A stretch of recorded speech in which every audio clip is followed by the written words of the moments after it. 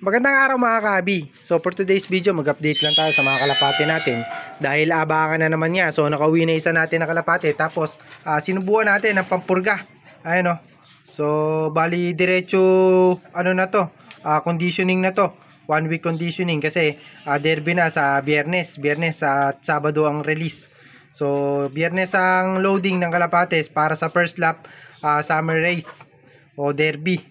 Ayan, so kakauwi niya lang, last training na ngayon yung kalapate natin, kaya bobombahin natin to ng supplements at vitamins sa ngayong darating na linggo. Ayan. So bali inaabangan natin yung kapares niya, si Borga 1, tapos yung kapares na itong puti, si Borga 2, saka yung checkered natin, inaabangan din natin. So bali tatlo yung inaabangan natin, yung checkered natin, yung si Borga 1 saka si Borga 2. Ayan. So siya yung kauna-unahan. So 1K may get yung speed sa apat na kalapate natin. Ito lang yung nag 1K may get ng speed. So bali yung tatlo, training pa lang naman yun. Medyo matagal silang napahinga kasi hindi naman tayo nag-loading nitong mga nakaraang linggo. So bali tatlo yung training nun.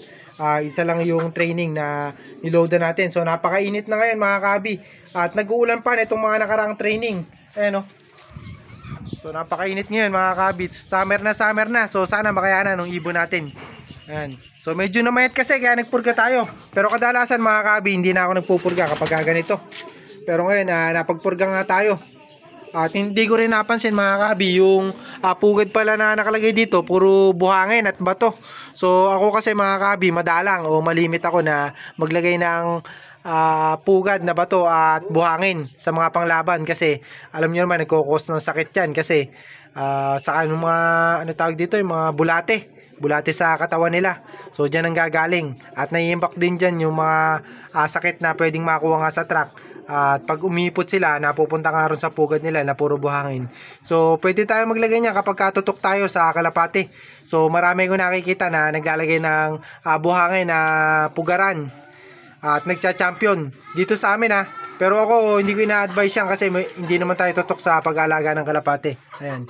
So bali tatlo na lang aabangan natin at update tayo sa mga young bird natin. So bali yung dalawang young bird pala natin mga kabi, ayan yung magkapatid. So bali viewing pa lang yan. Eto bali, mukhang nagkasipong pa tong isa, namamagay isang mata. So bigla kasi nag-uulan dito mga kabi. Summer, napakainit, tapos bigla nagulan. Parang 3 araw atang sunod na umulan dito. Ayan 4 na araw. Summer, tapos 4 na araw na umulan. Ayan. So ito yung choco natin, tapos yun yung kapatid niya. So bali hindi pa pala tayo makapagsuksok ng MacArthur kasi bukas pa yung dating. Medyo malaki na kasi paan na ito, baka hindi na kumasya yung MacArthur ring. Mga kabi. So sayang, akala ko makakapagsuksok na tayo ng MacArthur dito. First time natin na magsusuksok ng MacArthur. So okay naman at parang mahal ata yung singsing sa MacArthur. 250 ata to 255 dito sa amin pero sa ibang club 250. Ayan, so nakarating na rin iba natin na kalapate. Si Borga daw nakarating. Ano yun, yung maraming batik. Kasama natin si Boss Tunying na magabang ngayon. Si Borga 2 pala yung nakauwi. Akala ko si Borga 1. Ito yung pinuling natin dati na muntik ng manalo kung napapasok lang agad. So bali yung kapatid niyan, yung kapares nung isa natin na panglaban na nakauwi na. Ayan. So pupurgahin din natin to mga kabi. Si Borga 2. Ito yung pinakabata natin na panglaban. 3 months to 4 months na siguro itong edad nito. So mapapanood yun naman yung video natin. Saka makita nyo naman sa itsura, talagang bata yung kalapate. Pinakamatanda na siguro nito going 5 months. Pero nasa 3 months to 4 months kasi to. Tin-training na natin. Makita nyo sa balahibo, talagang hindi pa siya nagpapalit. Ayan, so pababain na natin at update ko kayo. At susubukan din natin to ng pamurga.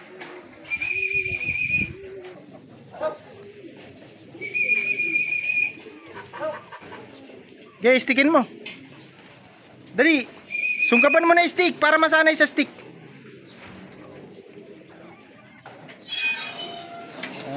Okay na. Uli mo. Susubukan namin ng pampurga mga kabi. Yan yung pansalubong namin ngayon. So hindi ko ina-advise to sa mga viewers natin na salubungin ng pangpurga yung kalapate. Pero ayan pupurgahin natin yan. Andyan na isa. Sa bubong, nasa gitna siguro ng bubong. Hindi ko alam kung anong kulay. Ayan. Nasubukan mo na ba? Oo, wala yan. Tignan mo nga, maganda ba yung katawan? There you go. Na, pumayat eh, no? Payat. Natin yung buto eh, no? Matulis. Saktong-sakto yan, pagka napurga natin yan. Sa susunod na loading, maganda na katawan nito. So, huwag kayong magpupurga ng kalapate nyo kapag kakauwi lang. Lalo na pagka hindi nyo alam kung may sakit. So, ito kasi, last training na. So, tingin ko naman, wala kang sakit tong mga to. Matitibay na to. At galing na sila sa sakit.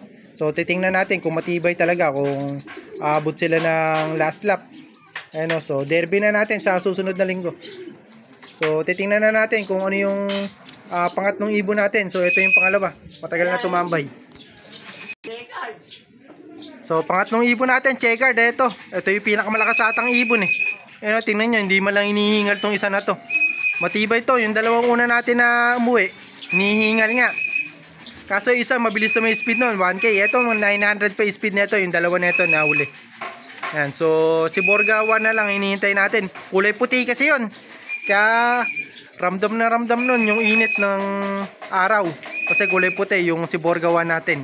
So, nataon pa na summer race yung laban niya. Ayan. So, ito yung checkered. So, pababawain lang natin para masubukan na rin natin ang pampurga. Pero ito, malakas na ibon to. Siguro sa tatlo natin na nakawi, ito yung pinakamalakas. No? Kaso, baka magluko to kasi wala na nga siyang kapares. So, baka pagka nagtuloy-tuloy na umuwi to sa last lap, lalagyan natin ng kapares to. Ayan. Pangatlong ibon natin. Sa apat na ibon natin. Okay, stickin mo. Dali, abuli mo na yung stick, abuli mo na yung stick. Ayan, bangag mo dyan, bangag mo na bangag sa ano, ayan, ganyan. Uli mo, ayan, kukain. Uminom agad. Uli mo. Payat. Payat, puro payat yung ibon natin eh. Ayan, pero kakain ni Boston yung ito. Ayan. Ayan, pampurga natin mga kabi, ayan, Bermex. Hinati sa dalawa. Kaso dalawang klase yung Bermex, yung isa medyo malakas yun. Yung iba kulay, ito kulay ano to, kulay green. Nabili ko ng isang Bermex mga kabi. Medyo matapang. Nagkandasuka yung kalapate hanggang hapon. So pagkatapos uminom, babartuluin ako na mga kabi. Bali isa na lang inaabangan natin si Borgawan. Nasa 800 na lang mahigit yung speed ni Borgawan pag nakauwi. So hindi ko na kayo hindi na natin hihintayin si Borgawan at hanggang dito na lang yung video natin. Update ko na lang kayo sa susunod na video natin kung makakauwi pa si Borgawan. Happy flying sa inyo. God bless.